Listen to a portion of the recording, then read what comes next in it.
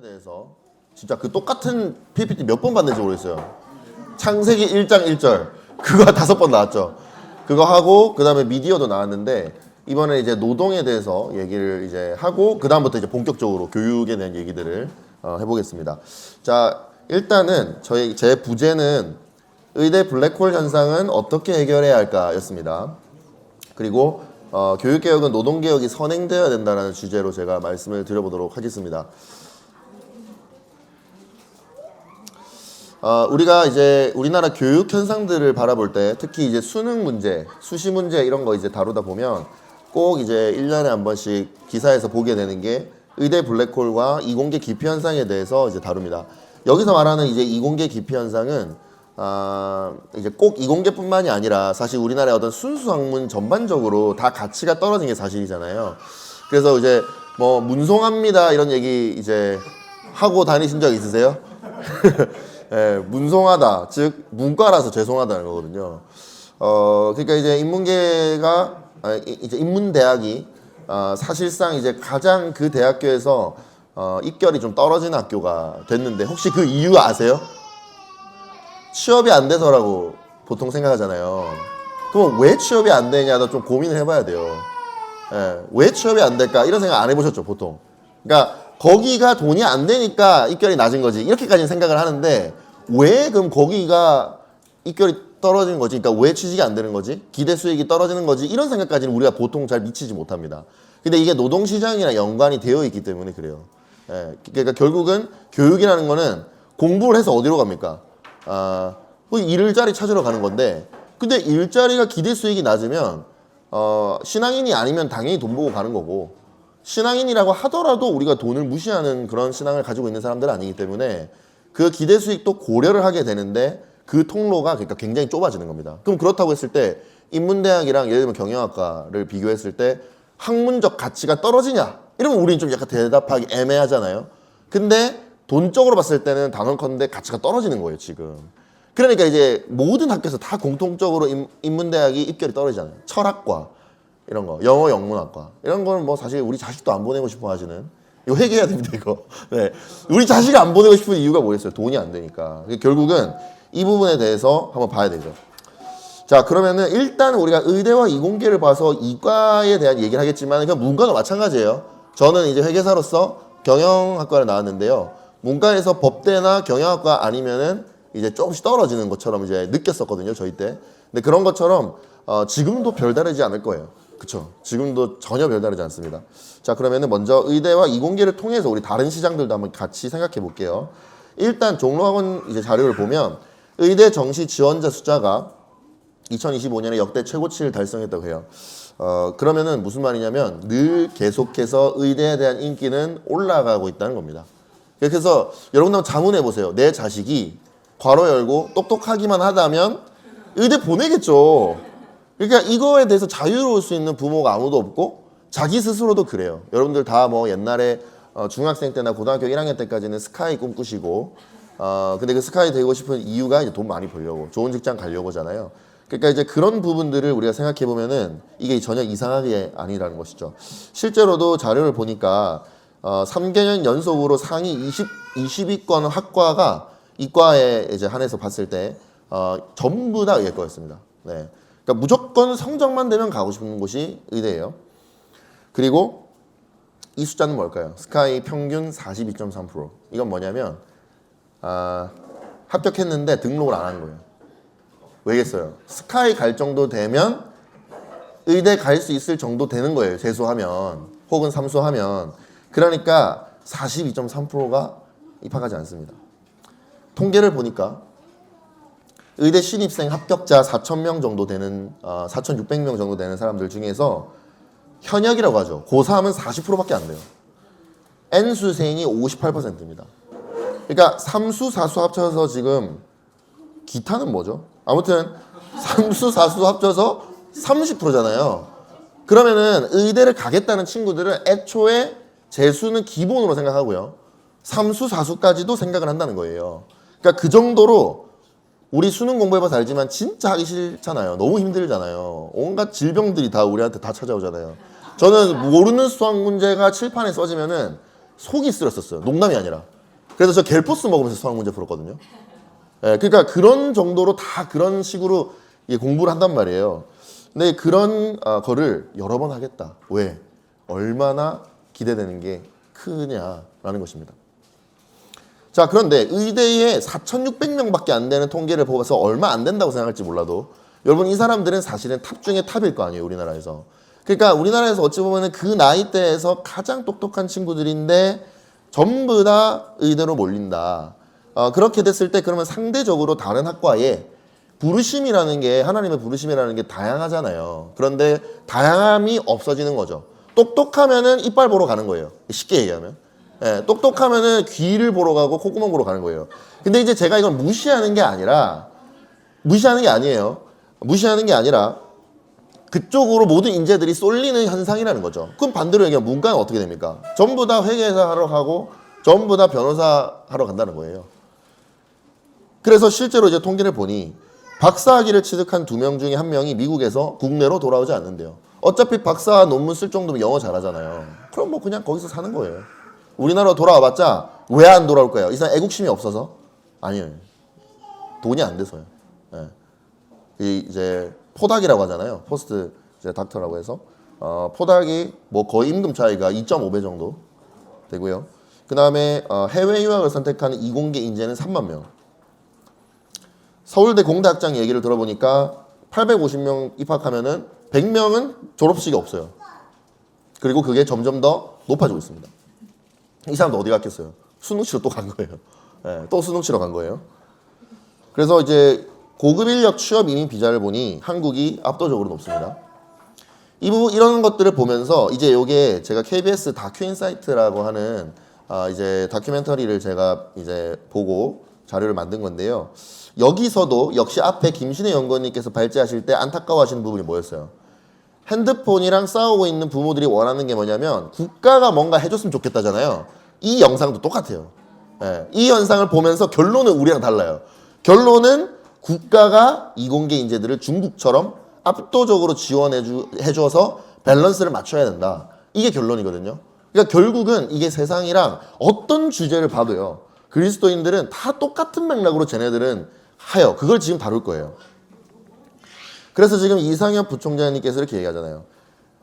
젊은 학생들이 꿈을 가질 때 가치가 보여야 되고 내가 노력하고 얻는 성과에 대한 보상이 그거에 맞게 따라오면 이공계로 갑니다. 근데 이제 결국 이 영상에서 PD는 방송사는 어디로 이끄냐면은 그 보상을 국가가 주는 걸로 가는 거예요.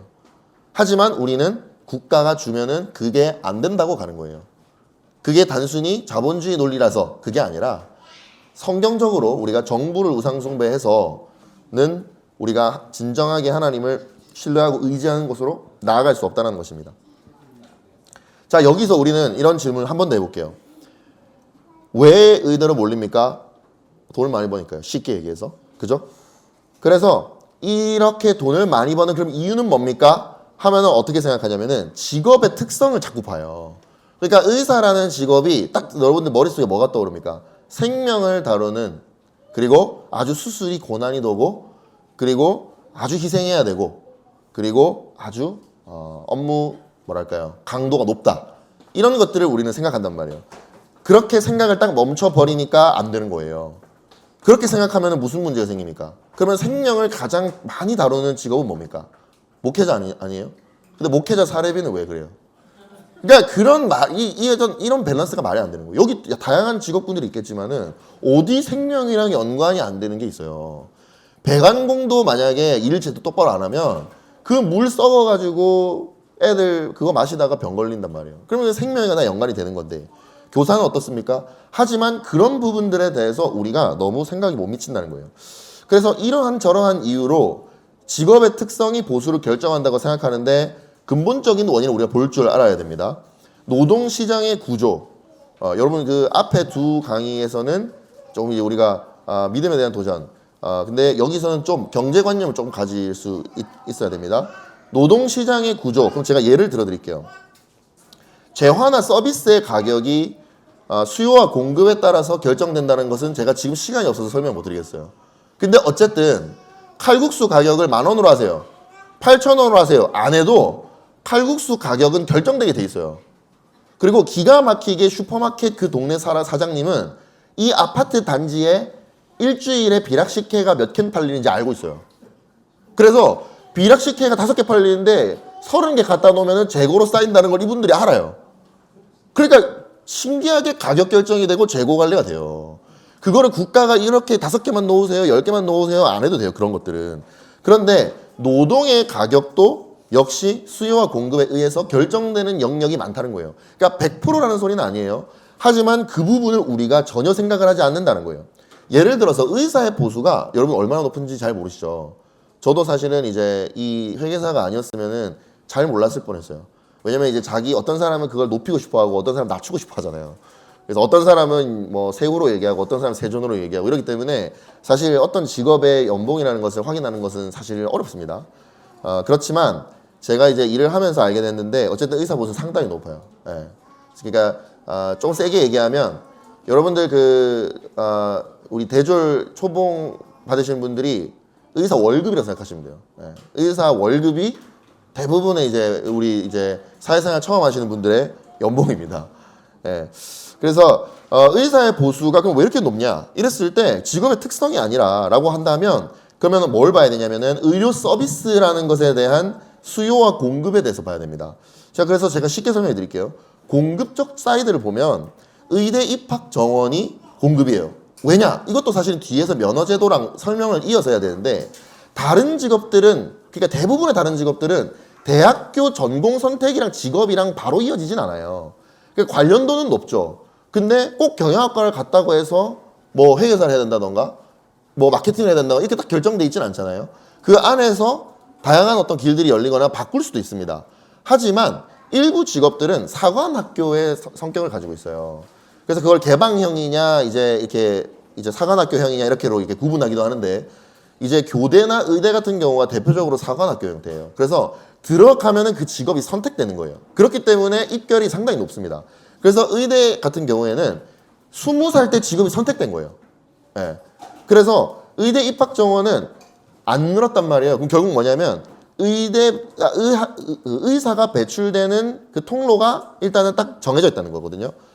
근데 2000년대 초반 이후에 거의 30년 가까이. 그런데 수요 사이드를 보면은 의료 서비스에 대한 수요는 우리나라가 선진국화되면서 계속 늘었습니다. 일단 고령화 비율이 높아졌으니까 노인들이 많아졌죠. 그리고 의료기술이 발전했으니까 안 아픈 사람한테도 제공해 줄 수 있는 예방적인 의료 서비스들이 많아졌어요. 그리고 국민들 자체가 의료 서비스에 대한 관심도가 높아졌기 때문에 뭐 도수 치료니 뭐 이런 것들 있잖아요. 늘상 이제 미리 받는 그런 것들이 있단 말이에요. 그러니까 의료 서비스 수요는 증가하는 요인들이 많죠. 그렇기 때문에 공급은 막혀 있는데 수요가 폭발적으로 증가했다. 그러면 의사의 보수는 날로 가면 갈수록 높아지는 것은 지극히 정상적입니다. 이건 의사가 잘못한 게 아니에요. 업무 강도나 직무 난이도에 대해서 생각을 아직도 못 버리고 계신 분들 때문에 제가 설명을 드리자면 의사가 업무 강도가 이제 높다, 근데 안 높은 의사들도 많아요. 뭐 자기가 선택할 수 있어요. 예, 동업하시는 분들은 일주일에 3일, 4일 정도만 출근하시는 분들도 있습니다. 그런데 어쨌든 우리는 그런 거 생각하잖아요. 코로나 때 지쳐 쓰러져 있는 의사. 요런 장면 딱 떠올리면서 업무 강도가 높지 않나? 그리고 이국종 교수님 뭐 이런 거 있잖아요. 그 다음에 그 골든 타임인가요? 그런 거 보면서 직무 난이도가 엄청 높다고 막 생각하잖아요. 막 지금 당장 지금 수술하지 않으면은 막 큰일 나고 하는 그런 것들. 근데 또 모든 의사가 그렇진 않죠. 예. 하지만 어쨌든 그런 것도 보수를 결정의 요인이 아닙니까? 근데 그거는요 이미 수요나 공급에 영향을 줘요. 이미.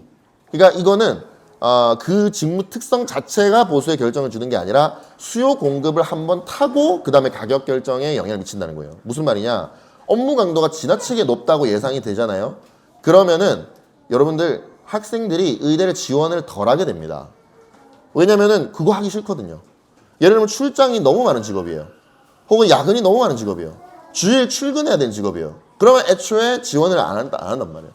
그리고 그러니까 그게 공급을 결정할 것이고, 그 다음에 의료 서비스의 수요는 그게 어렵기 때문에 가서 치료를 받기를 원하는 거예요. 그런 이제 식으로 수요와 공급에 이렇게 영향을 준단 말이죠. 그래서 결국 왜 4,600명이나 되는 똑똑하고 유능한 사람들이 매년 재수, 삼수, 사수를 하면서도 몰리냐라고 하면 그거는 내가 의사랑 내가 직무적으로 적합한가를 따지고 지금 그걸 하는 게 아니에요. 대부분 고등학생들은 직업이 어떤 식으로 돌아가는지 알 길이 없어요. 여러분들도 그걸 알고 대학교 가는 사람은 없단 말이에요. 그렇기 때문에 이거는 보상 수준이에요, 순전히. 그러니까 이 노동시장이 왜곡돼 있으면은 보상을 왜곡시키게 되고 그 왜곡된 보상을 따라서 학생들은 거기에 지원을 하게 되게 된다는 거예요.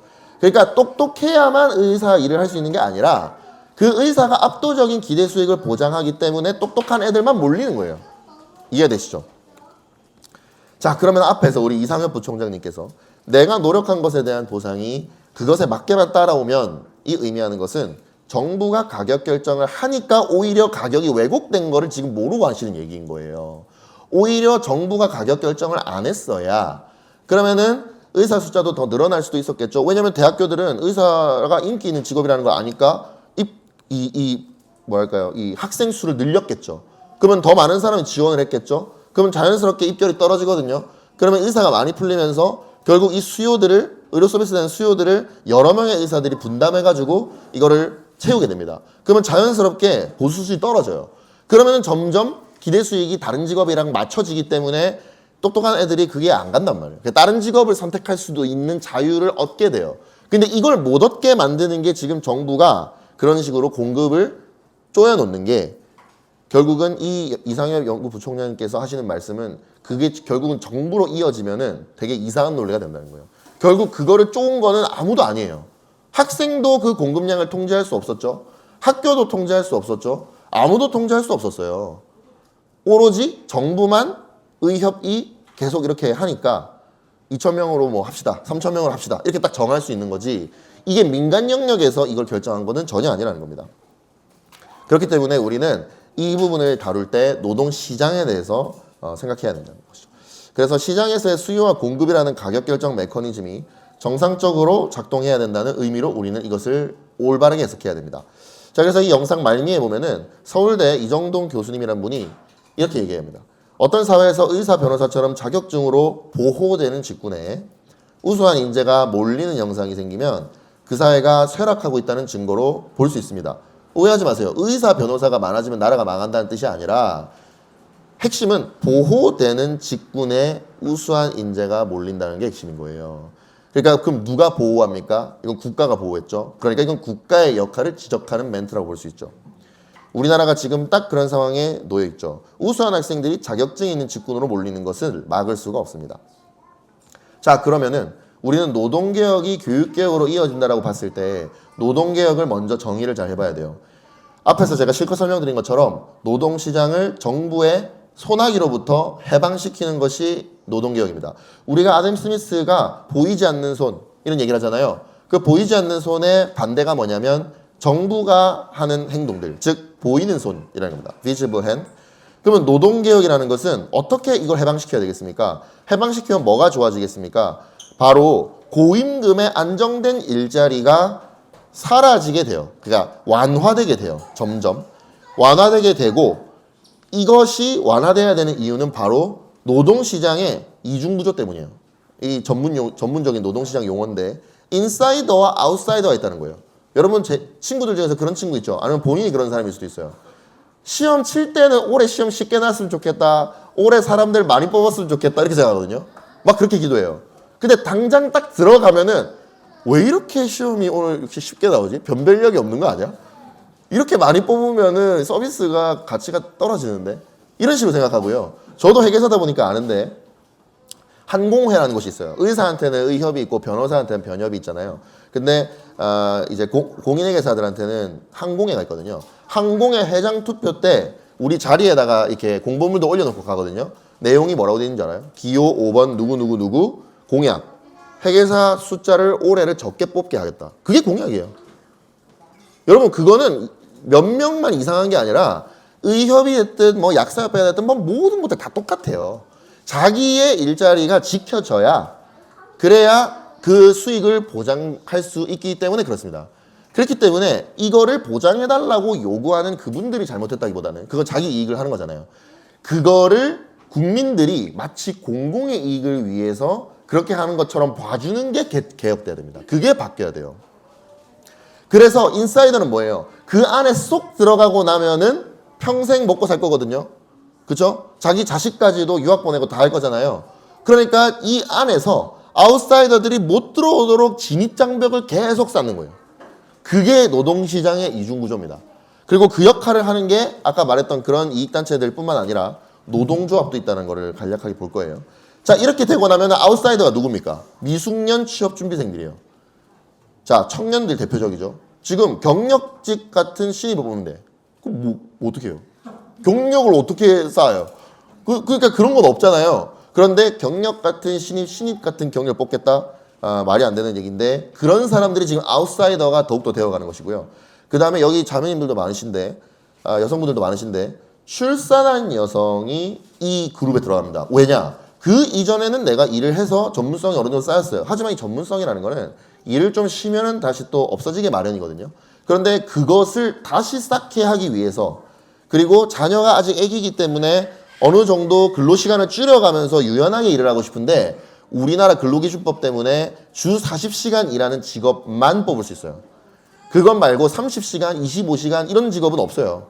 그런 직업은 굉장히 극히 드뭅니다. 그렇기 때문에 출산한 여성들이 3개월이 됐든 6개월이 됐든 영세반에다가 애를 빨리 집어 던지고 빨리 직장으로 돌아가기를 원하는 거예요. 자기도 살아남기 위해서. 그게 지금 구조적인 문제로 있다는 거죠. 장애인들도 마찬가지입니다. 장애인들한테 선심 쓰면서 장애인들 뽑으면 보조금 주겠다고 하잖아요. 그 보조금 없으면 안 뽑은 회사들이에요. 그러니까 그런 것들은 적대적인 노동환경이잖아요. 이런 것들을 없애야 된다는 거죠. 이것은요, 기본적으로 이 취준생들이 선택할 자유를 보장받기 위한 거예요. 그리고 이 선택할 자유가 성경적인 것임을 우리가 알아볼 거예요. 자, 그럼 우리는 이 노동개혁을 누가 하겠습니까? 인사이더들은 할 수가 없어요. 그래서 이거는 정부에 보이는 손은 노동개혁의 주체가 될 수 없습니다. 그리고 이 협회나 노동조합 같은 단체들도요, 정부 그 자체는 아니지만 정부와 그 물밑에서 엄청난 로비들이 있어요. 그래서 이 부분들을 막아낼 수 있는 방법은 국민들이 그런 부분들이 공공의 이익에 반한다라는 것을 주장하는 수밖에 없습니다. 예를 들어서 노동조합은 고용된 근로자들을 대변하는 곳이지 국민들을 대변하는 공익단체가 아니라는 걸 알아야 된다는 거예요. 그래서 정부는 개혁의 주체가 될 수 없다. 그래서 정부에 보이는 손 두 가지, 노동조합과 면허제도에 대해서 살펴볼 겁니다. 자, 요것을 살펴보는 시간은 짧을 거예요. 근데 우리가 이것을 살펴보기 이전에 정부의 역할을 우리가 일단 정의를 시간이 제약상 많이는 못하지만 짧게라도 해야 여러분들이 왜 선택할 자유가 국가로부터 보장되어야 되는지를 이해가 좀 더 하게 될 거라서 정부에 관한 성경적 원칙에 대해서 간략하게 살펴보겠습니다. 요거는 외워두면 좋아요. 로마서 13장과 베드로전서 2장인데요. 로마서 13장 1절부터 7절까지를 보면 다 읽을 시간 없는데요. 1절에 권세는 하나님으로부터 나지 않음이 없나니, 우리 첫 번째 강의에서 김태희 연구원님께서 말씀해 주셨던 것처럼 하나님을 빼놓고 정부를 보면은 그걸 제대로 볼 수가 없습니다. 근데 우리가 대부분 정부만 보니까 착한 정부, 나쁜 정부의 기준이 내한테 일이 되느냐 안 되느냐로만 판단한단 말이에요. 근데 하나님을 먼저 우리가 인식을 하고 전제를 하고 그 다음에 정부를 봐야, 그래야 착한 정부인지 나쁜 정부인지를 판가름할 수가 있습니다. 그래서 1번 권세는 하나님으로부터 난다. 그 다음에 정부의 기능은요, 사람들이 처벌을 두려워해서 악을 스스로 억제하게 만드는 첫 번째 효과. 그러니까 먼저 심판을 준다는 거죠. 심판, 징계에 대한 메시지를 던진다는 거예요. 법이라는 게 그런 의미가 있잖아요. 이 법을 어기면 벌을 받는다라는 기능이 기본적으로 있어요. 그리고 두 번째 기능도 무시하면 안 됩니다. 사회 이익에 기여하는 선한 행위를 하면 그것을 보상하겠다라는 겁니다. 요게 바로 내게 선을 베푸는 하나님의 사역자라는 구절에서 알 수 있는 거예요. 그래서 악한 일에 대해서 두려움이 되는 것과 내게 선을 베푸는 하나님의 사역자라는 이 구절을 통해서 우리는 정부의 기능을 정의하기를 하나님이 하시는 거랑 일단 기본적으로 같아요.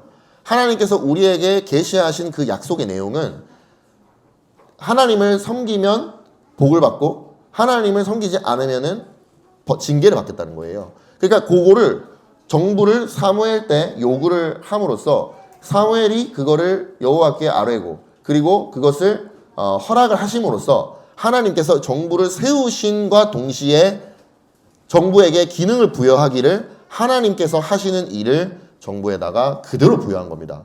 그렇기 때문에 하나님을 이해해야 정부가 제대로 하고 있는지 알 수 있을 거고요. 그 다음에 정부의 창조 목적은 떼써서 만들어준 게 아니에요. 4절에 보면 하나님의 사역자라고 돼 있고 6절에 보면 하나님의 일꾼이라고 돼 있잖아요. 그러니까 이거는 바로 정의를 수행하기 위해 인간 중에 세우신 수단입니다. 그리고 여기서 그리스도인의 역할을 우리는 기억해야 됩니다. 정부가 이렇게 하나님으로부터 나온 것이다. 그리고 하나님의 일을 하는 존재로 창조가 되었다라고 한다면 그러면 우리는 그것에 과도하게 두려워하고 거기에 억압되고 숭배하는 게 우리의 역할이 아니라는 것을 알 수 있습니다. 그리스도인의 역할은 5절에 진노 때문에 할 것이 아니라 양심을 따라 할 것이라 라는 구절에 근거해서 정부가 시민정부에 대한 하나님의 원칙에 따라 정당하고 공평한 방법으로 책임을 수행할 때만 그들이 선을 행하고 있다고 말해야 돼요. 근데 지금 이 부분이 지금 우리가 노동 현장을 봤을 때 분명히 시장을 왜곡하고 있는데도 불구하고 계속해서 그게 정부의 역할이다, 정부의 역할이다 계속 해주고 있잖아요. 넌 크리스천이든 크리스천이든 상관없이. 그렇기 때문에 정부는 자기가 그게 맞다고 생각해요. 그렇기 때문에 계속해서 그 행위를 더욱더 하게 됩니다. 그러니까 지금 우리가 정부의 어떤 그 정치 현상에 한탄만 할 것이 아니라 여러분들이 바라봤을 때 뭘 바라봐야 되냐면은 지금 한 명이라도 두 명이라도 극소수의 사람들이라도 정부의 역을 쳐다봤을 때 그리스도인의 역할을 올바르게 직시하고 기도하면서 행하고 있느냐 이걸 봤을 때 주위를 돌아봤을 때 그게 없단 말이에요. 그게 없기 때문에 지금 심판이 시행 중인 겁니다. 회개가 시작되지 않은 거예요. 회개가 시작됐다면 이렇게 생각하는 그리스도인들이 있어야 돼요. 정부가 하나님 역할에서 벗어난 거에 대해서 안타까워해야 되지 대통령이 잘못하고 있는 거 이렇게 하면서 자기 분노 섞어가지고 의분이랍시고 하는 것이 잘못됐다는 겁니다. 그것이 아니라 그리스도인이 마땅히 해야 될 일은 아무리 악한 정부가 눈앞에 있더라도 그리스도의 역할을 하면 되는 겁니다. 그거는 상관이 없어요.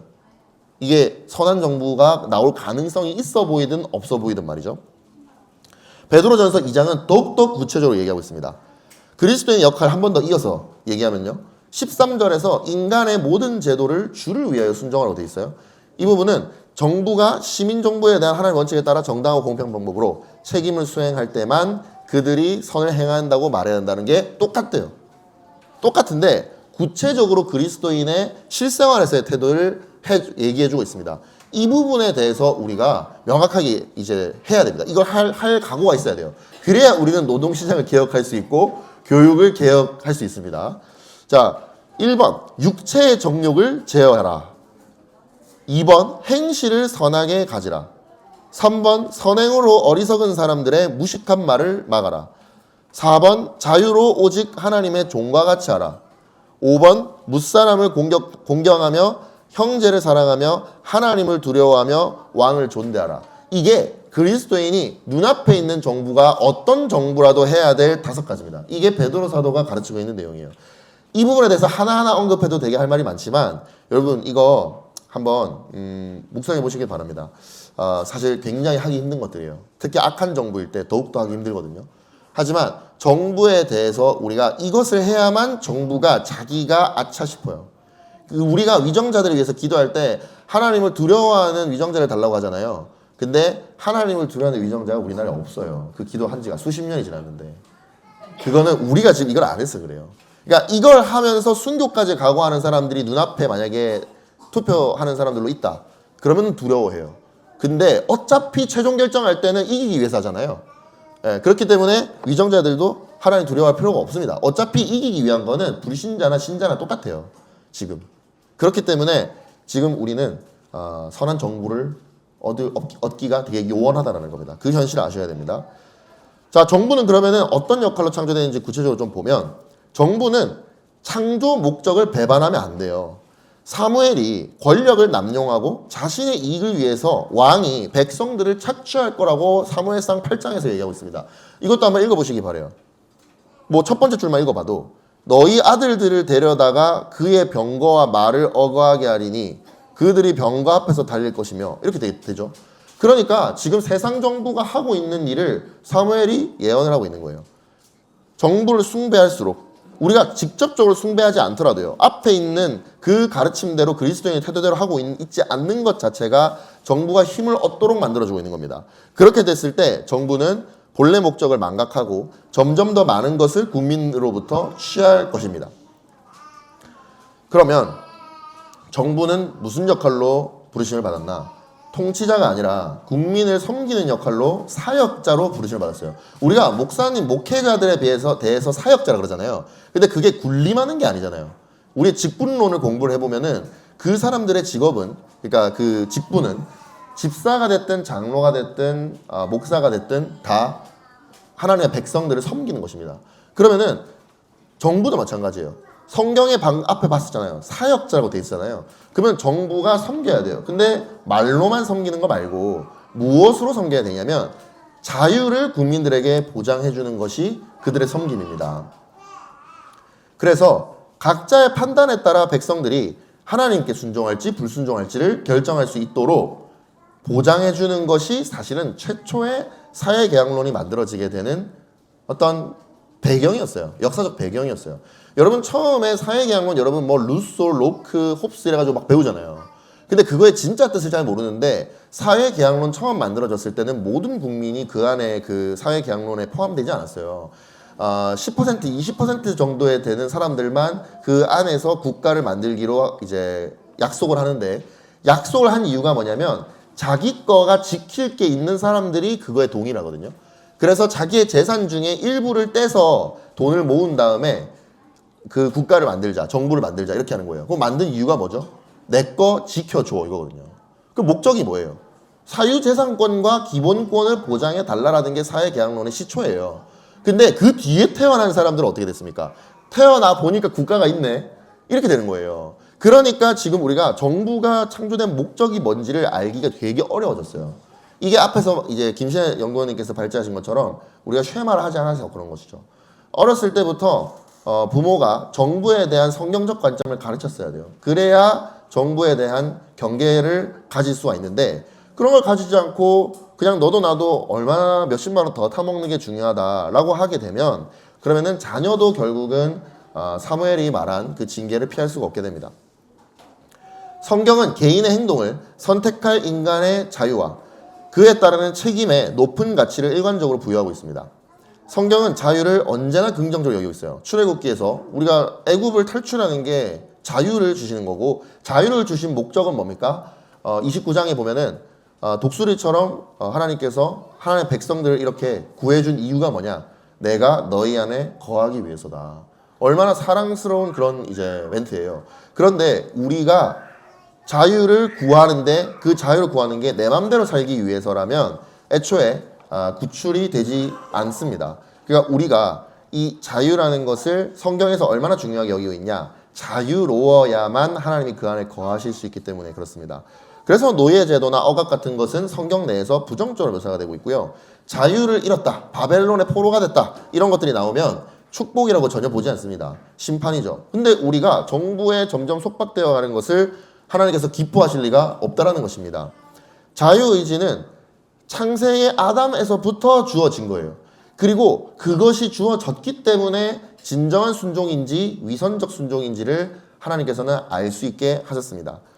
그래서 인간의 자유를 보호하는 것은 정부의 창조 목적이라고 단언컨대 이렇게 미국의 권리장전의 예시를 통해서도 알 수 있습니다. 수정헌법이라는 거는 미국이 건국되고 난 다음에 바로 1조부터 차례차례 만들어내는 것인데 그게 전부 다 이제 다 내용들을 보면 개인의 기본권들을 보장하기 위한 이제 조항들이에요. 대표적으로 뭐 다른 것들 읽어보시면 알 거고요. 총기를 소유를 하는 자유 있잖아요. 그것도 우리나라에서 많이 오해가 되고 있는데 뭐 그렇다고 해서 제가 지금 총기를 쥐어줘야 된다는 소리가 아니라 총기를 쥐어줘야 됐어야 되는 어떤 그 역사적 배경을 보면 정부가 이제 세워지는데 그 정부가 만약에 우리의 기본권을 도리어 억압하겠다고 나온다? 그랬을 때는 사회계약론에 따라서 내가 계약했는데 근데 내가 세워놓고 보니까 내 돈만 가져가고 자기 마음대로 하는 거예요. 그러면 총독가 나와서 저항하라는 겁니다. 프로테스탄트 하라는 거예요. 그 정신이 지금 있는 거지 총 쏴서 사람들 총기 그 난동 피우라고 총을 주는 것은 전혀 아닙니다. 실제로 그래서 총기를 주는 기준도 이제 있고요. 미국에서 아무나 주지는 않습니다. 자, 그러면 자유의 무제한으로 허용해야 되냐? 아닙니다. 기독교인은 우리는 리버테리언이 아니라고 명확하게 선포를 합니다. 낙태할 자유 보장돼야 되나요? 마약할 자유 보장돼야 되나요? 그런 건 아니에요. 예, 그런 거를 해야 된다는 소리가 아니에요. 정부가 없어져야 된다고 하거든요, 리버테리언들은. 근데 그게 아니고 성경의 버젓이 정부가 허락이 되어 있잖아요. 그러면 우리는 앞에 있는 주제들이랑 다 똑같아요.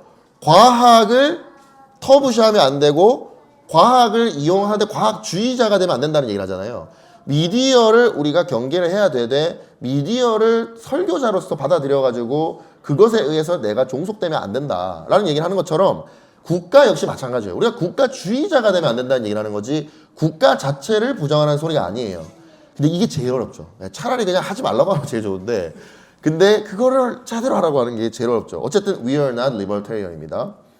따라서 필요한 경우에는 자유를 제한하는 것이 헌법에도 명시가 되어 있어요. 하지만 웨인 그로뎀의 성경과 정치, 저기 좀 성경과 정치 제가 본 것 같은데 네, 성경과 정치 책이 저기서 있어요. 네, 웨인 그로뎀의 성경과 정치를 보면은 웨인 그로뎀은 지금도 살아있는 이제 미국의 보수적 복음주의자의 조직신학자입니다. 그러나 최근 몇 년간의 정치적 논쟁에서 자유의 막대한 가치와 그것이 제한될 때 오는 엄청난 손실에 대한 인식이 우리 사회에 거의 없다는 점이 우려스럽다. 생활에 대한 규제가 점진적으로 늘어갈 때마다 우리 노동에 대해서 그만큼 규제가 많아지고 있는 거예요. 그만큼의 인간의 자유가 점진적으로 줄어든다. 자유를 제한하는 일이 적을지라도 수년에 걸쳐 반복적으로 발생하면 사람들은 무슨 일이 일어나고 있는지를 모른다. 언젠가는 사실상 정부의 노예가 될 수 있다. 사실 참 미국이 자유의 국가가 뭐 지금은 아니라고 보시는 분들도 많겠지만 왜 그게 상대적으로 잘 유지가 되냐면 신학자들이 목회자들이 이러한 주장들을 정말 여과 없이 강단에서 선포합니다. 그러니까 정치적 얘기를 하는 게 아니에요. 여러분 착각하면 안 되는 게 목사님이 정치 얘기 안 해요 막 이런 생각하시는 분들이 있는데 그게 맞아요. 그러니까 목사님 정치 얘기 할 수 있어야 되는데 만약에 여러분 목사님이 새벽기도 5번에 수요예배, 금요예배에 오후예배에 주일 설교까지 9번 설교 나올 때 맨날 정치 얘기만 하면은 여러분들 복음 들을 시간은 언제 있겠어요. 그러니까 그거는 올라와서 정치 얘기만 하라는 소리가 아니라 필요할 때 정치 얘기를 할 수 있어야 된다는 얘기잖아요. 그러니까 지금 이런 식으로 웨인 그로뎀 같은 이 저명한 신학자예요. 조직신학 책을 가장 많이 판 사람이거든요. 근데 이런 사람이 책을 읽어보시면은 굉장히 강하게 얘기합니다. 그 자유에 대해서. 작은 자유를 우리가 내어주는 거에 대해서 경각심을 가져야 된다. 그렇기 때문에 국가로부터의 자유가 허용될 수 있는 것입니다. 그래서 이런 티끌 같은 자유의 손실이 모이면 결국 우리는 정부의 노예가 될 겁니다. 그래서 교회와 국가와의 관계는 교회 입장에서만 여러분 생각하시면 돼요. 정부한테 요구할 필요가 없어요. 1번, 교회는 국가의 것을 통치하려고 하면 안 돼요. 그러니까 국가의 역할 자체를 부정하면 안 된다는 소리예요. 하지만 동시에 교회는 국가가 하나님의 것을 차지해 가도록 내버려둬서도 안 된다는 거예요. 이 두 가지를 명확하게 해야 됩니다. 정부가 교회 사역에 간섭하면 안 되죠. 우리 이거에 대해서는 잘 아는데 교회가 자기 할 일을 안 하는 거에 대해서 강조하지 않아요. 교회가 자기 할 일을 해야 돼요. 앞에서 베드로전서에서 얘기했던 것처럼 종교개혁에 칼빈이 지금 3번 다 칼빈 얘기가 자꾸 나오는데 맞춘 거 아니에요. 네. 칼빈이 종교 분리를 기준을 세우거든요. 어떻게 세우냐면 컨시스토리가 지금으로 치면 노회예요. 여러분들 그 교회에 보면 교회 여러분들 무슨 뭐 수원 무슨 뭐 노회 뭐 용인 어디 노회 이런 노회가 있을 거예요. 교회에 보면 여러분들 교회가 다 노회에 소속돼 있거든요. 그 노회를 세워서 무슨 일을 하려고 했냐면은 이제 법정을 여는 거예요. 교회 회원들에게 도덕과 신앙 문제를 치리하기 위해서 노회가 있는 겁니다. 그래서 이 제네바 교회가 이걸 만들었더니 누구랑 부딪혔게요? 국가랑 부딪히죠. 제네바 시의회가 야 너네 우리도 법정 사법부가 있는데 너희도 왜 법정을 세우냐 이렇게 하는 거예요. 그러니까 누가 이 사람들을 시민들을 이제 치리할 것이냐를 가지고 치리권 논쟁이 생긴 거예요. 그래서 칼빈 하면은 무슨 뭐 예정론이니 뭐 교회론이니 성령론이 다양한 것들이 있지만 정말 이 주제에 대해서는 우리가 잊어서는 안 되는 것이 바로 이 권징권, 즉 치리권을 가지고 칼빈은 살이 완전히 빼빼 말라서 빠져가지고 이 일찍 죽을 정도로 국가랑 싸웠습니다. 그래서 칼빈은 시의회가 교회 징계권을 뺏으려 하니까 국가는 교리와 권징에 간섭할 수 없다. 즉 교리 권징권을 뺏어간다는 말은 뭐냐면 기준을 성경의 교리가 아니라 다른 걸 가지고 하겠다고 하니까 지금 싸우는 거잖아요. 그러니까 안 된다. 사람들을 치료하는 것은 철저히 성경의 기준을 따라서 해야 된다. 이게 칼빈의 정교분리 개념입니다. 그래서 존 칼빈은 시의회와의 갈등 때문에 제네바에서 3년도 안 돼서 1차 한번 추방을 당해요. 그리고 인생을 살면서 칼빈이 나중에 마지막에 고별 설교하는 내용을 들어보면 늘 자기가 이 밤에 자려고 누우면 바깥에서 화승총이 문을 두드리는 게 있었고, 그리고 사람들은 이 권징에 대해서 강조를 하다 보니까 지나가는 동네의 개한테 이름을 칼빈이라고 붙여준 다음에 배를 걷어 차고 다녔다 그래요. 그러니까 그 정도로 이 칼빈은 이 사람들에게서도 사실 미움을 많이 받았던 사람이에요. 근데 이렇게 해서라도 시의회로부터 자유를 지켜야 된다는 것을 강조했다는 것입니다. 이게 바로 정교분리의 원칙이에요. 그리스도인은 국가에 관심이 쏠려 있을 것이 아니라, 그쵸? 국가가 뭐 하냐 안 하냐 이걸 가지고 우리 엄청 관심이 많잖아요. 지금 이걸 관심이 있을 게 아니라 2번, 즉 교회가 자기의 사역을 하는데 관심을 기울여야 된다는 겁니다. 자, 그러면 노조랑 이제 면허는요 엄청 쉬워요. 자, 노조를 보시면요, 이 노동 3권이 단결권, 교섭권, 행동권이 있거든요.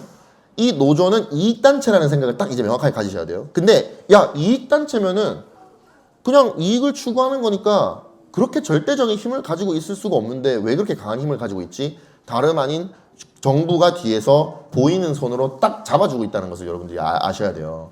뭐냐면 이게 바로 헌법에서 노동 3권이 일단 보장이 되어 있다 보니까 이것 때문에 다른 헌법 조항이랑 부딪혀요. 그래서 이걸 헌법 소원까지 올라가게 되는데, 국가가 노조를 밀어주고 싶어서 단결권을 무제한 보장하게 하기 위해서 무엇을 했냐면 유니언숍이라는 것을 보장을 합니다. 이 유니언숍이 뭐냐면요, 어려운 게 아니에요. 여러분이 A라는 회사에 들어갔어요. 근데 A 회사에 노조가 있잖아요. 그러면 그 A 회사 들어가려면 A 회사 노조에도 들어가야 되는 거예요. 그게 유니언숍입니다.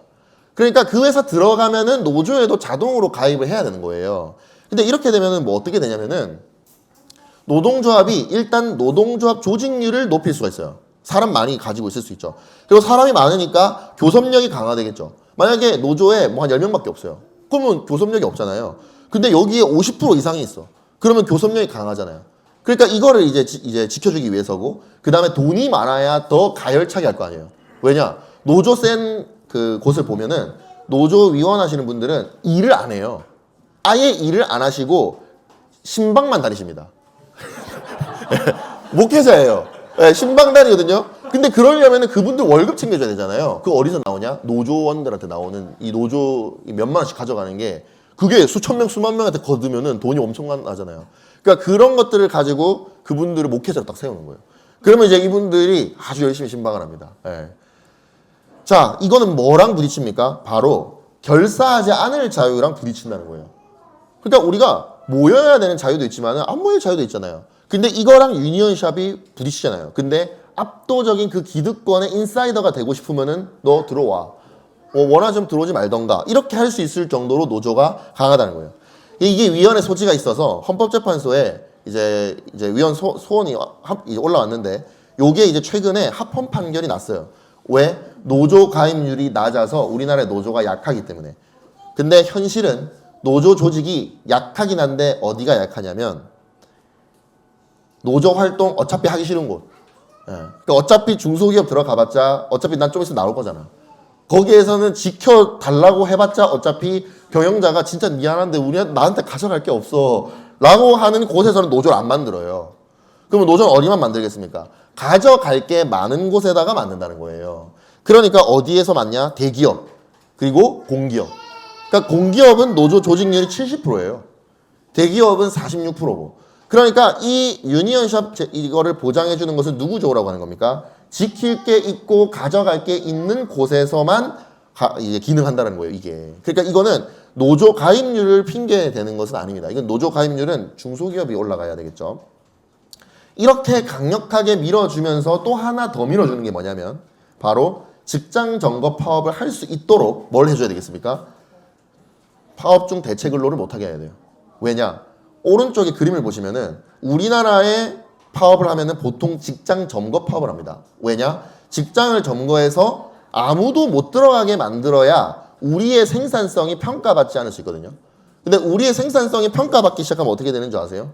내가 일을 제대로 안 하고 있었다는 게 탄로 나버려요.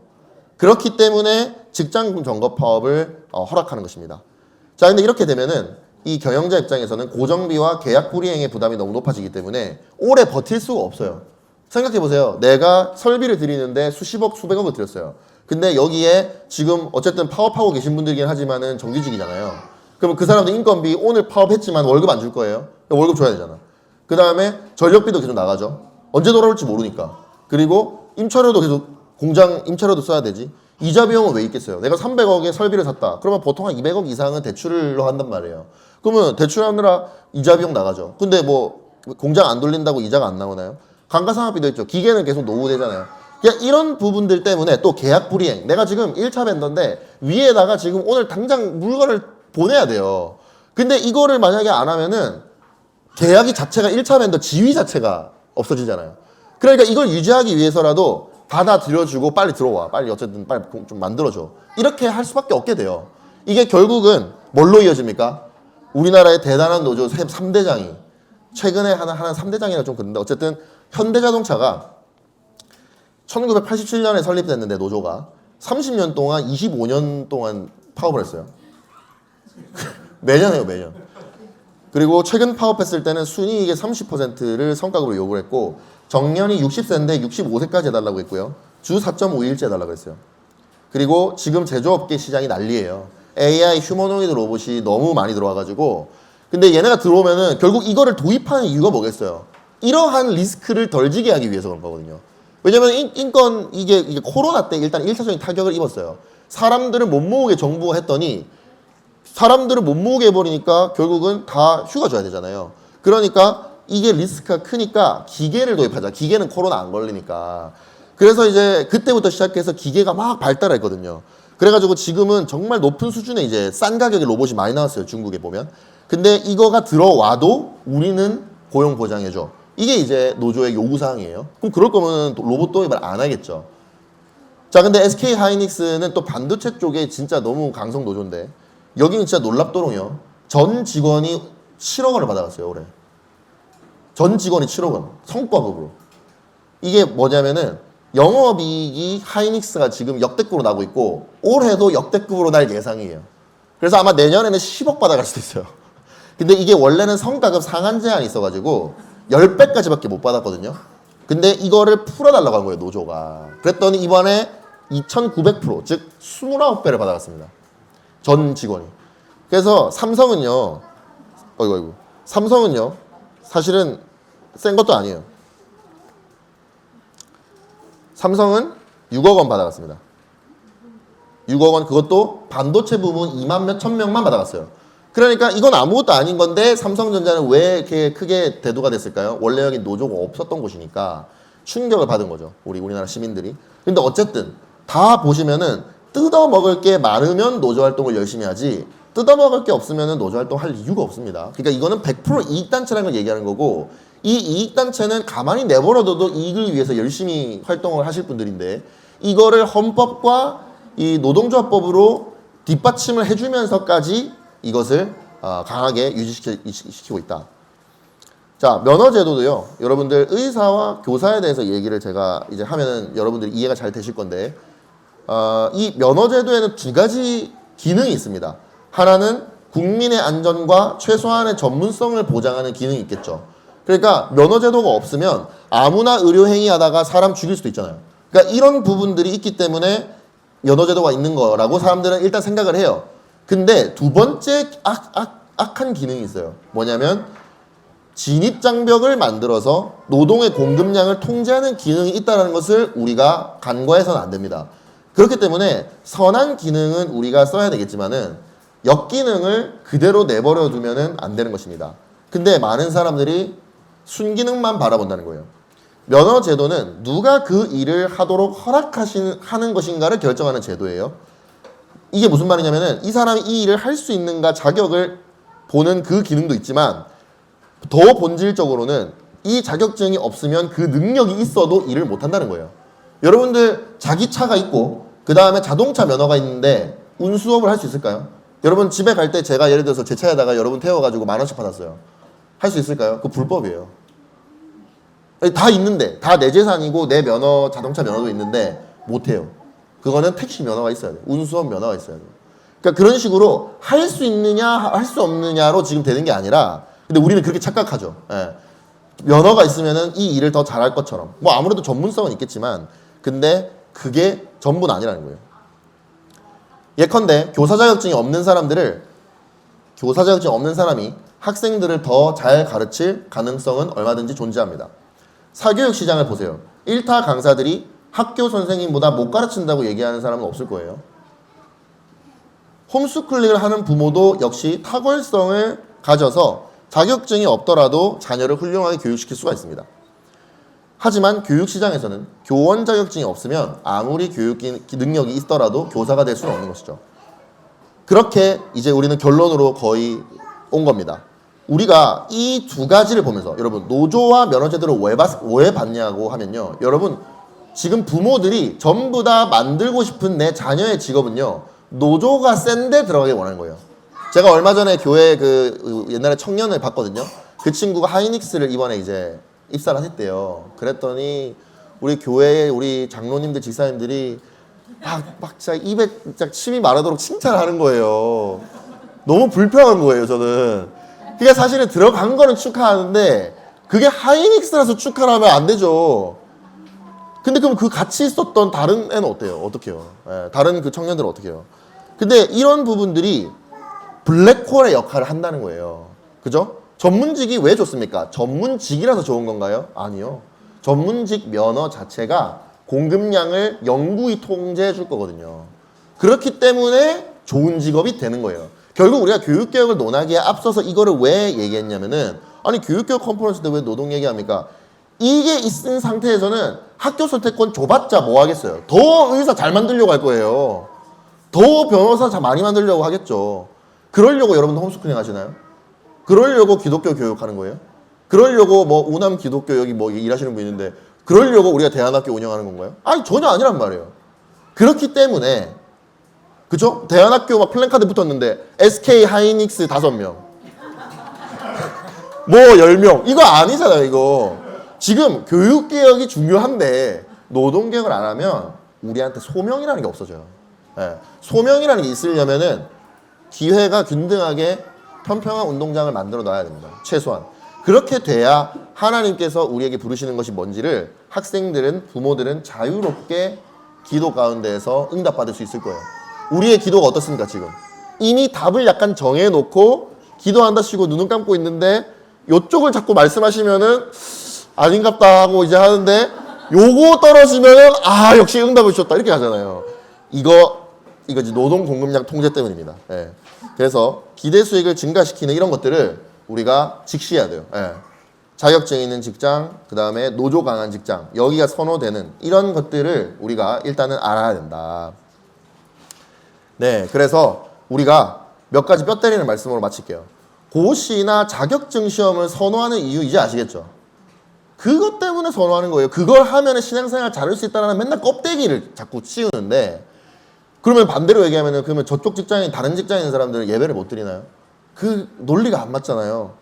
우리가 가격 결정이 고시나 자격증 같은 것들 때문에 만들어지는 거예요. 여기서는 꼭 가격만 얘기하는 건 아닙니다. 워라밸도 포함인데 그런 것들이 지금 효율적으로 분배가 되지 않게 만드는 것을 우리가 선호하면 안 됩니다. 네, 그래서 이것이 자유롭게 시장에서 가격이 평가될 수 있도록 우리는 생각해야 되고요. 두 번째, 우리는 최저임금이나 근로기준법을 왜 선호할까요? 그건 역시 지켜주기 때문에 그래요, 얘네가. 그래서 이런 것들이 우리가 어떻게 해야 이런 부분을 우리가 선호하지 않는 것으로 우리가 이제 행동할 수 있냐면 이러한 어떤 경영권의 보장이 좀 필요합니다. 파업을 하는데도 권한이 보장돼야 되지만 경영권을 어떻게 보장해야 되냐. 그래서 일단 파업을 할 때 직장 점거를 못하게 만들어야 되는 게 있고요. 그 다음에 두 번째는 재밌는 제가 자료를 보여드리면 한온 시스템이라는 회사가 있는데 이 회사가 무슨 일이 있었냐면 노조가 파업을 한 거예요. 한온 시스템 노조가. 근데 파업을 했는데 이 경영진들이 몰래 새벽에 이 사람들 노조 이제 파업 끝나고 난 다음에 집에 돌아갔을 때 밤늦게 심야 시간에 대체 근로자들을 뒷구멍으로 이렇게 넣은 거예요. 뒷구멍으로 넣었더니 충격적인 결과가 나온 거예요. 노조가 2교대로 16시간 동안 일한 것보다 이 사람들이 7시간 일한 게 생산성이 더 높더라는 거예요. 그러니까 이거는 노조 파업이 옳았던 겁니까? 틀렸던 겁니까? 틀렸던 거죠. 근데 직장 점거 파업을 하도록 만들어 놓으면 이 비교 자체를 못하기 때문에 노조 말을 그냥 들어줘야 돼요. 그럼 이 사람들은 강제로 일을 덜 해요. 덜 해도 어차피 고용 보장되니까. 네, 이런 부분들 우리가 보는 것이고요. 세 번째, 사무직을 선호하는 사람들 혹시 계신가요? 생산직보다, 현장직보다. 왜 사무직 선호하는지 아세요? 뭐 여러 가지가 있겠지만 근로 강도를 본인이 조절할 수 있다는 게 선호의 요인 중에 하나입니다. 그래서 대표적으로 초과 근로 수당을 유치원 선생님들이나 공무원들은 기본적으로 다 달아놓고 한다라는 풍습이 있는 걸 제가 알고 있어요. 왜 그렇게 하냐? 도덕적이지 않은 거 아니냐? 이랬더니 그렇게 안 하면 다른 직장에 비해서 연봉이 너무 낮게 나온대요. 자, 그러면은 결국은 이 초과 근로 자체가 지금 악용이 되고 있다는 뜻이거든요. 그러니까 예를 들면 이런 거겠죠.